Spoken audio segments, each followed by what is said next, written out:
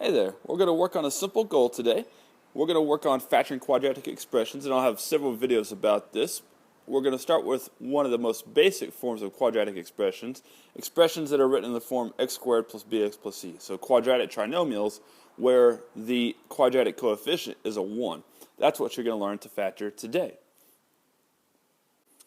And in order to teach you about factoring trinomials in the form x squared plus bx plus c, I first need to talk about how you multiply binomials, and for a couple reasons. One is that whenever we're told to factor, which is the point of this video, you need to know that factors are part of a multiplication problem. Hopefully you remember that from way back when.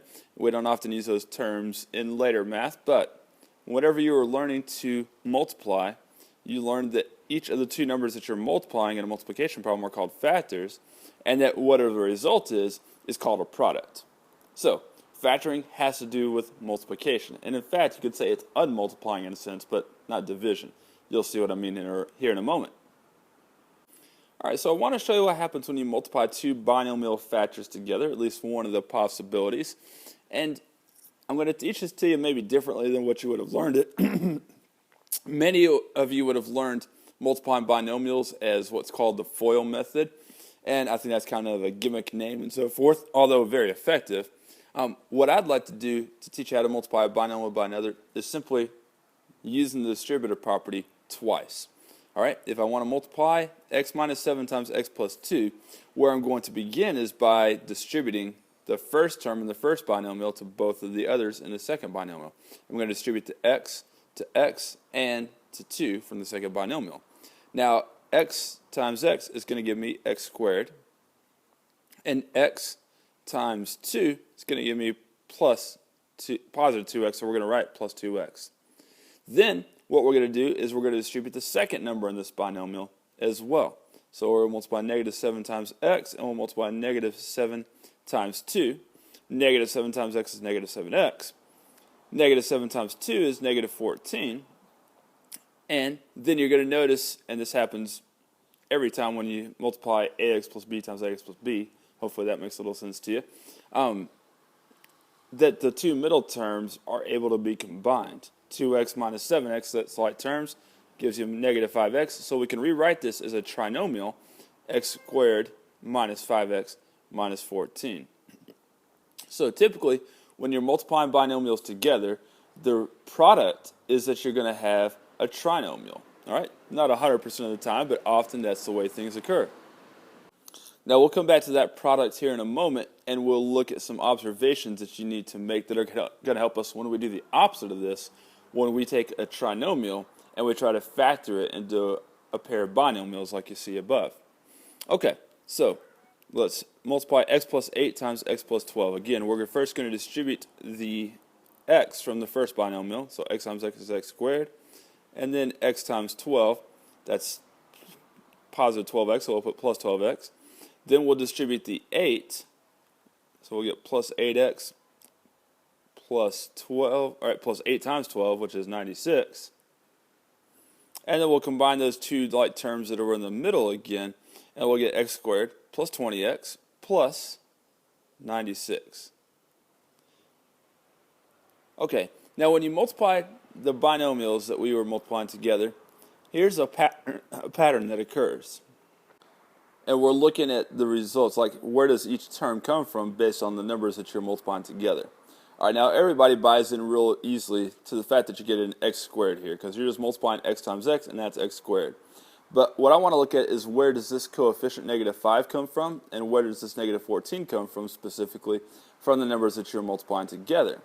And, well, the negative 14 is very easy to see, because didn't we multiply negative 7 times 2 at some point? So that constant term at the end always comes from the multiplication of the constants from the two binomials that you had. For instance, over here, the 96 that we had at the end of this trinomial just came from multiplying the constants in those binomials, 8 times 12. Okay? And then what about the middle term here? Well, negative 5x. Let's just focus on the negative 5 part. Well, let's use those same two constants that we're talking about. Do you notice that negative 7 plus 2 is negative 5? And do you notice on the second example that we gave that if you add these two constants 8 and 12, that equals this coefficient 20. Alright, so we started off with two expressions that are in factored form, and this is where for the rest of the video we're going to be trying to get expressions is in the factored form. And if you were going to try to go backwards in this problem, the way we would have figured out that there was a -7 and a 2 there is we would have been finding two numbers whose product is -14 and whose sum is -5. And similarly over here, if we'd been trying to figure out where does this 8 and 12 come from when we factor x squared plus 20x plus 96, well, we would have been finding two numbers whose product is 96, 8 times 12, and whose sum is 28 plus 12. Alright, that's how multiplying binomials works, and that's how we're going to use them to learn how to factor trinomials. And that's what we're going to work on for the rest of this video. So factoring x squared plus bx plus c. Again, a quadratic trinomial where the coefficient for the quadratic term is a 1. That's what we're working on being able to factor today. Now, whenever you're factoring, hopefully you know that what you're trying to do is rewrite an expression that's not a multiplication problem as a multiplication problem. And so when I'm telling you to write each of these expressions in factored form, I am telling you to rewrite each expression so that they are multiplication problems. Okay? So, what did we just learn a moment ago? Well, we learned, first of all, that whenever you have a trinomial, that often, not 100% of the time, but often, it was a result of multiplying two binomials together. And so we know that the factored form here ought to be two binomials. And it's very easy, at least when a is equal to 1, to determine what's the first number in each of these binomials here. Because the first numbers that you multiply whenever you're double distributing are supposed to give you this term right there. And so we know that x times x is going to give us x squared. Alright? That's super simple. Now, how do we get the other two numbers in our binomials? Well, we said that those two numbers have to give you a product of 30, and they have to add up to -11. So, we need to think about what are some factors of 30. This is where I actually started. What are two numbers whose product is 30? And there are lots of possible factors of 30. For instance, 15 and 2. Those are factors of 30. I want to think about the pairs that you multiply together to give you 30.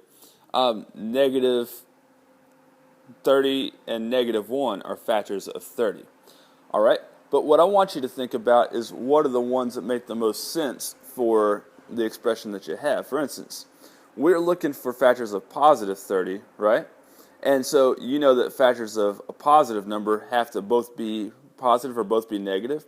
It wouldn't have made sense to try -15 and a positive 2 because their product is not positive 30, it's negative 30. Also, remember that whichever factors we choose, they have to add up to give you this middle coefficient right here, -11. And so in our case, even though some factors of positive 30 are both positive, it doesn't make sense to choose two positive numbers because they don't add up to a negative number, right? So we wouldn't even consider 15 and 2. -30 and -1 don't add up to -11. You've probably thought of it by now, though. -6 and -5 are factors of of positive 30, and they do add up to -11. And so, those two factors of 30 become our second term in each of our binomials. We're going to say that x minus 6 times x minus 5 is a factored form of that trinomial. And simply, all you would have to do to check is multiply the two binomials together. You get x times x is x squared, x times -5 is -5x, -6 times x is -6x, which when combined with -5x is -11x. And then -6 times -5 is positive 30. It worked out. Okay, so let's factor some more. And in this slide, I was trying to show you what happens whenever the constant term in the trinomial is a positive value. And I discussed how you want to find factors that both have the same sign. Well, let's think about the most efficient way then of finding the factors of 48 that add up to positive 14. So this time, since we're trying to find factors of a positive number, but they have to add up to a positive number, we know that we're not going to bother looking at any factors with negative signs whatsoever. Alright? So we might say, well, 16 times 3 is 48, but 16 plus 3 is not equal to 14, so we're not going to leave those out there. You might say 6 times 8 is equal to 48. 6 plus 8 is equal to 14. Yeah, so Like other choices might have been 12 and 4, but they don't add up to the right thing, do they? 6 times 8, that's what's going to work because 6 plus 8 is the sum that we were looking for. So the factored form for this trinomial then would be x plus 6 times x plus 8. By the way, remember that multiplication is commutative, so had you wanted to, you just as easily could have written these factors in the opposite order. You could have written x plus 8 times x plus 6, exactly the same thing. All right, so we're just going to go through one more slide real quickly. I'm going to show you what happens whenever the constant term is negative whenever you're trying to factor, and then we'll be done. All right, so in each of these, the constant term, as I was just describing, is negative. And so when we're trying to find out how to factor a trinomial whenever its constant term is negative, here's the one thing we need to keep in mind, that in order to multiply two numbers to get a negative value, those two numbers have to have opposite signs.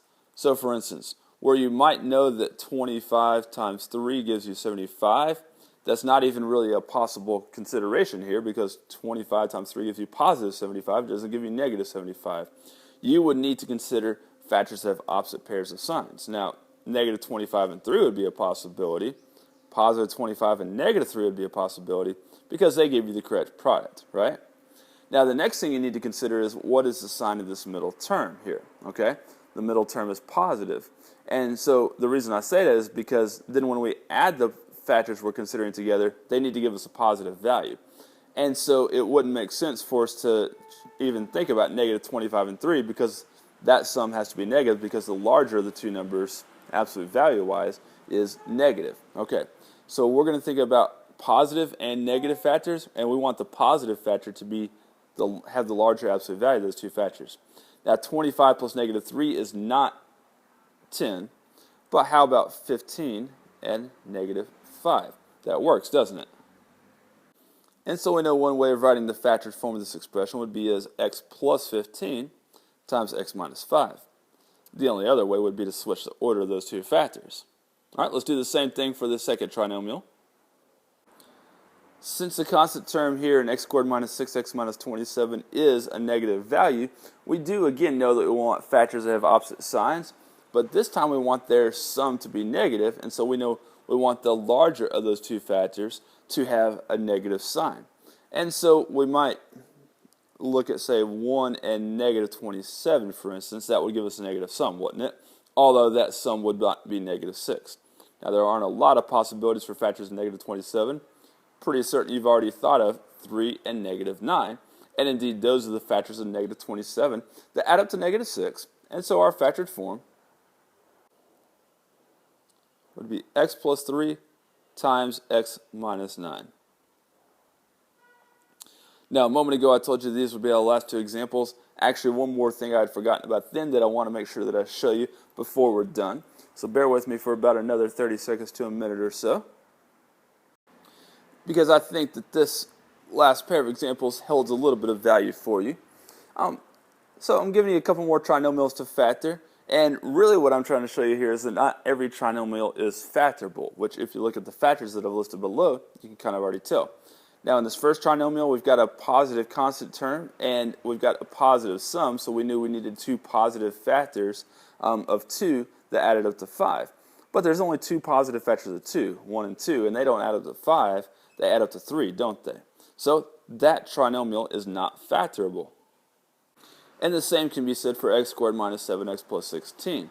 We had a positive constant term, so we needed factors with the same sign, and since the sum was negative, we needed that sign to be negative for both of our factors. But when I list all the pairs of negative factors, none of these add up to negative 7. They add up to negative 17, negative 10, and negative 8 respectively. So again, not factorable. All right, well that concludes what we're doing here. Just remember to factor a trinomial, a quadratic trinomial where a is equal to 1. The quadratic term has a 1 for a coefficient. You find factors of its constant term c, whose sum is the linear coefficient b. That's it. Good luck with this. See ya.